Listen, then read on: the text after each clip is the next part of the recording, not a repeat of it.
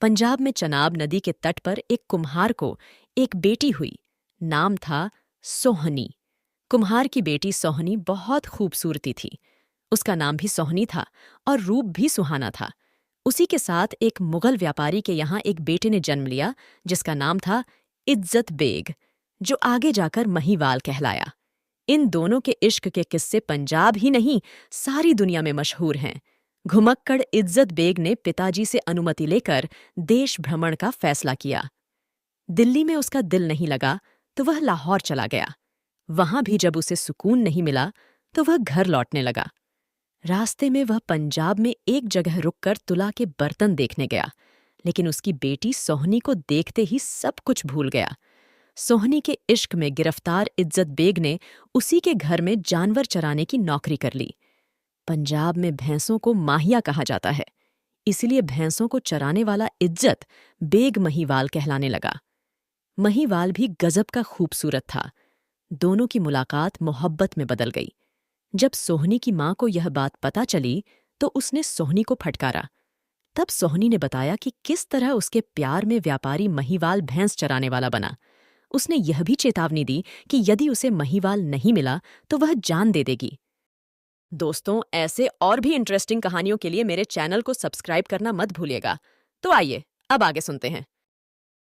सोहनी की मां ने महिवाल को अपने घर से निकाल दिया। महिवाल जंगल में जाकर सोहनी का नाम ले लेकर रोने लगा। उधर सोहनी भी महिवाल के इश्क में दीवानी थी। उसकी शादी किसी और से कर दी गई, लेकिन सोहनी ने उसे कबूल नहीं किया। उधर महिवाल ने अपने खूने दिल से लिखा खत सोहनी को भिजवाया। खत पढ़कर सोहनी ने जवाब दिया कि मैं तुम्हारी थी और तुम्हारी ही रहूंगी। जवाब पाकर महिवाल ने साधु का भेष बनाया और सोहनी से जा मिला। दोनों की मुलाकातें होने लगीं। सोहनी मिट्टी के घड़े से तैरती हुई चनाब के एक किनारे से दूसरे किनारे आती और दोनों घंटों प्रेम मग्न होकर बैठे रहते।